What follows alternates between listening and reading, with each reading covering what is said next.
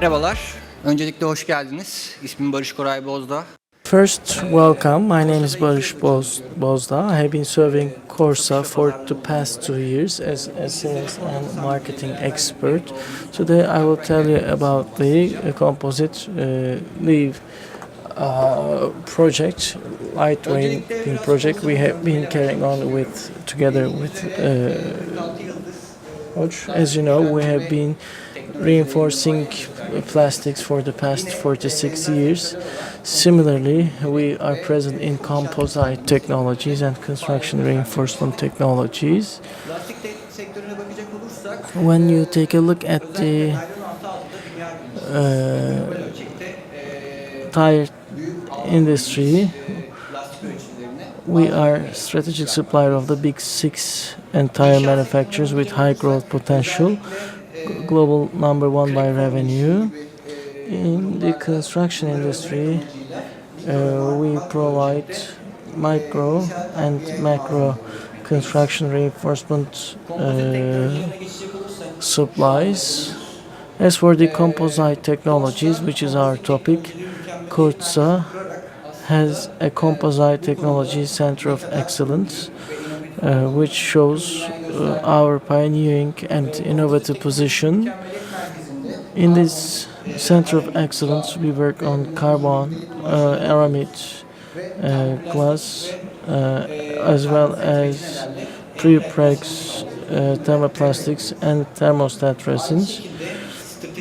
Also, strategically speaking, we are present in the aerospace industry together with our investments in the United States.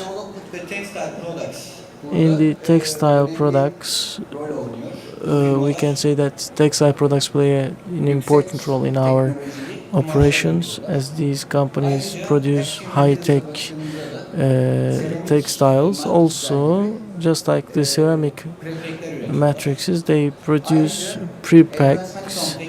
Also, advanced honeycomb technologies are used within the internal bodies of the aircraft.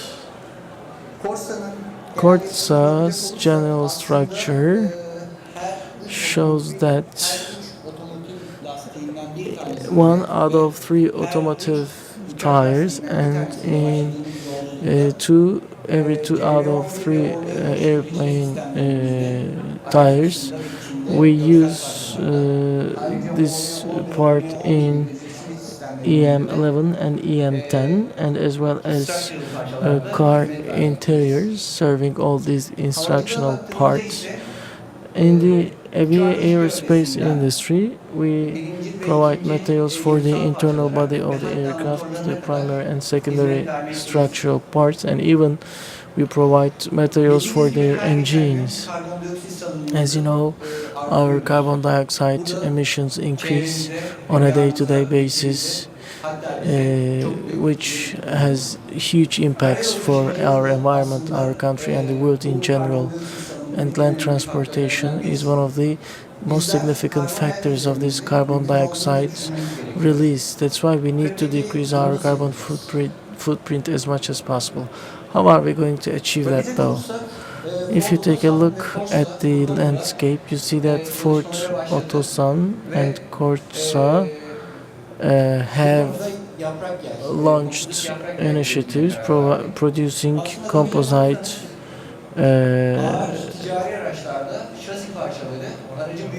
parts. The chassis comprise for the biggest part of the vehicles, which requires static resistance. They're important in terms of security. When you look at the targets, you see that 75% light weight saving as we move from leaf spring to steel leaf spring to composite leaf spring. Also, we see fuel efficient vehicles and payload increase. Also, the total weight of the vehicle declines, which means acoustic resistance and more comfortable processes inside and outside the vehicle despite the transportation conditions. Here we chose pre-preg and compression molding technologies. Why so? As I stated earlier, because the part is a safety one, its production requires high reliability and repeatability. The parts, according to our initial calculation, have thick structures. We also saw a request for homogeneous resin distribution, better fiber alignment, and less distortion on the part, higher fiber to resin ratio was requested. Another advantage of pre-preg was that it had less void content. As you know, in pre-preg use, resin and fiber ratios are fixed, and but we see better thickness variation on the part. The reason for the selection of compression molding is high number of parts production. Up to 10,000 parts per year were expected. Also, OEMs, as you know, are challenging in terms of costs. That's why we expected to see a good price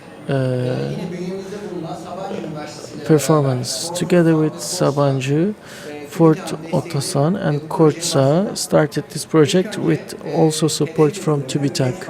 First, a target setting and benchmark stage was completed separately, and then the materials selected by KORDSA were transferred to Ford Otosan, and simulation were conducted. And based on the feedback, pre-preg production and material characterization were determined. In terms of that characterization, we received support from Sabancı University. And then we produced prototypes for these parts, and composite leaf spring is tested by KORDSA on vehicles. Let's wait for the announce to end. What has KORDSA achieved here? As a matter of fact, in heavy commercial vehicles, we saw the lack of such an application, which made it difficult for us to come up with benchmarks. That's why we developed further materials and focused on resin formulation. After material selection, resin formulation was completed. We looked at pre-preg production and material characterization, and we had material data for CAE, and we worked with Ford Otosan to finalize pre-preg for leaf spring.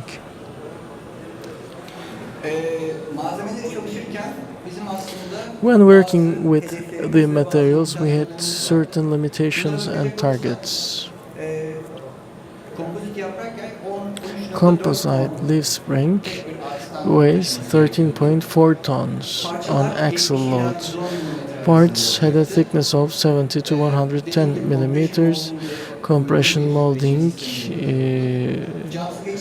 required an appropriate resin system. TG had to be between 120 and 150.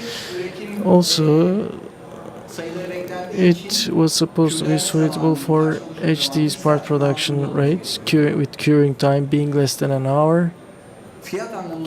It needed to be competitive with high pressure RTM in terms of price, and long fatigue life was requested, so minimum 1 million kilometers. Also, my apologies as a speaker, Optimized stiffness due to static and dynamic loading conditions was expected. Considering heavy commercial vehicles, it needed to be suitable for service environment.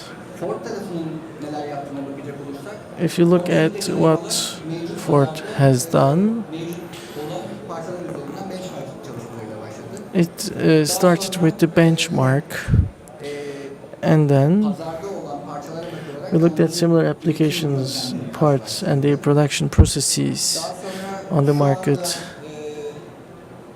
seri olarak üretilen parçalar incelendi. And then we looked at Seri olarak üretilen commercially available products, resin systems of commercially available parts, and their curing profiles, kalıba nasıl yatıkılabileceği ve how suitable mold and layup methods could be conducted, and what kind of fiber was used. In fact, carbon was tested mainly for R&D purposes. Peki biz prepreg üretimini nasıl yaptık? Cost olarak biz How did we halk melt produce pre-preg though? Hot melt epoxy-based resin systems involve the production of stripes, as you see. Here UD was chosen, and then you see the cages being fed from the resin from top and bottom, turning it into pre-preg, and different fabrics were chosen here in terms of trial. If you look at production and characterization batches, you see tensile, flexural, or other or shear modulus tests. In addition to them, we looked at the void ratio and the thickness of the part after curing, cured ply thickness, and the last tests were conducted by Sabancı University. If you look at the material data for the composite industry, their preparation and usage in design vehicles is very difficult. They are difficult to obtain. And then the data pack was loaded to simulation devices, and the part was optimized. Before the prototype part, we looked at the intermediate step between test plate and leaf spring. Here the purpose was to address the stiffness, stress distribution, fatigue life, and curing profile and rate of the part. And the result showed that these parts were applicable for thickness, and they were delivered to Ford Otosan as material data. Here you see high TG materials cured at 120 centigrades. Indeed, producing parts is a result, yes, but you need to specify the connection parts, connection areas of these parts. That's one of the most important aspects in composite materials.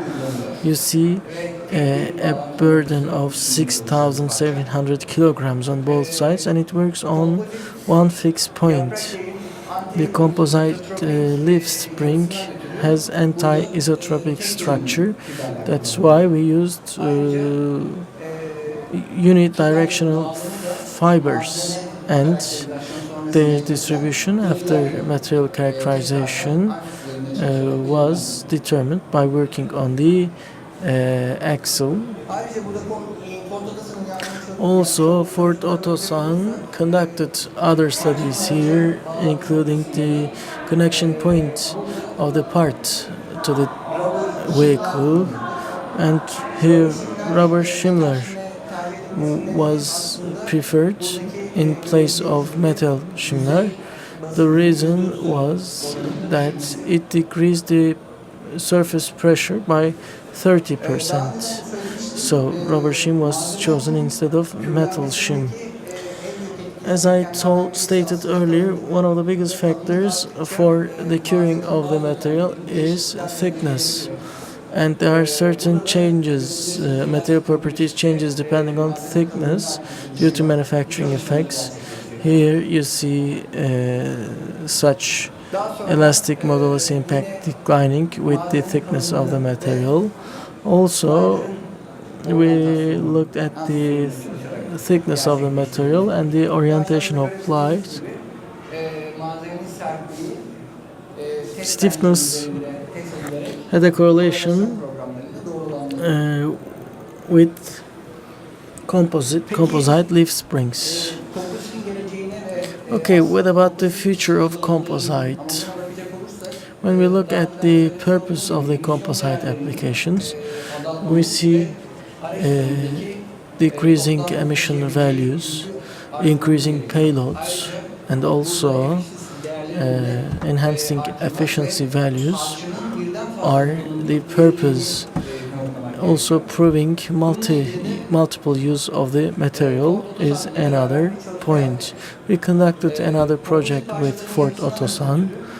Due to the composite nature of these parts, we can include optical fibers, and FPG sensors were integrated. By reading data from these sensors, we were able to take the data during production and testing in an online manner, further integrating them to simulation programs and ensuring correlation. If you look at the sensor integrated composite parts, you see them in smart processing, quality control, load monitoring, or remaining useful life prediction, or providing feeding data to smart vehicles. You're able to get strain, stress, temperature, pressure information, as well as information on internal defects and impacts from these smart sensors.